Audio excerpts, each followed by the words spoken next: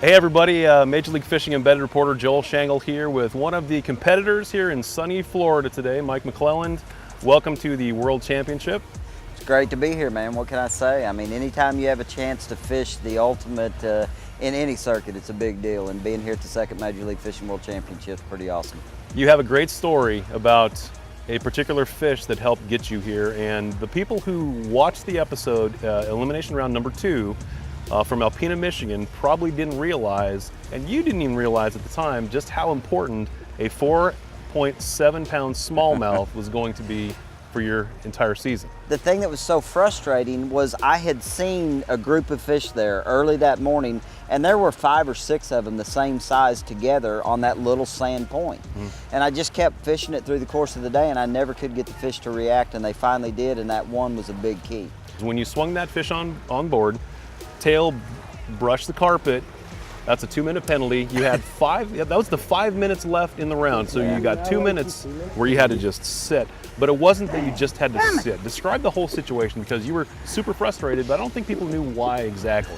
Well, what happened, the wind was blowing just hard enough that through the course of that 2-minute penalty, after landing the fish, weighing the fish, it actually blew me back probably 75 to 80 yards. Oh. And that's a big deal, because those fish were positioned on such a key little stretch.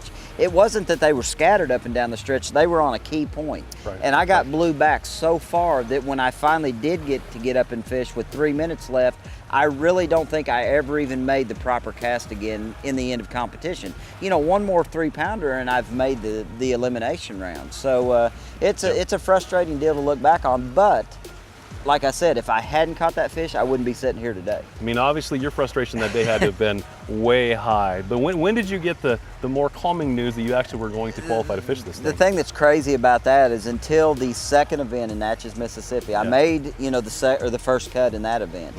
I had a relatively bad event in the elimination round, and basically left that elimination round feeling like I had thrown my chances to be here at the World Championship completely away.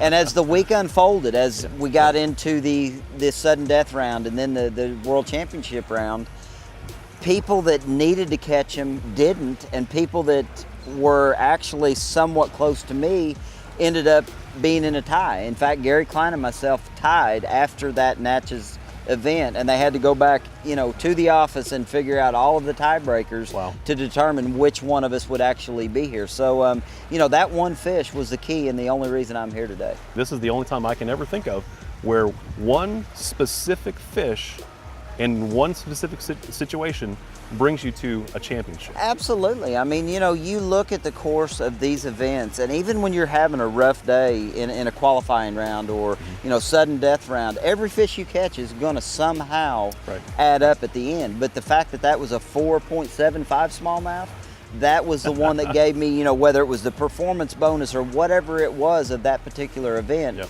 that was the tiebreaker, and that was the fish that ultimately got me here today. That fish, I would guess, is probably going to rank as one of your most important fish of your entire career. And you've been fishing for a long time, but I'm going to guess that that one's one of the top 5. You know, it definitely will. I mean, you know, like I said, any circuit you fish, it's all about making the end of the year championship. And to be here at my second Major League Fishing World Championship, the fact that we are just in the second season of having World Championships, it's a big deal. And I want to keep that streak rolling and hopefully come out of here with a win as well.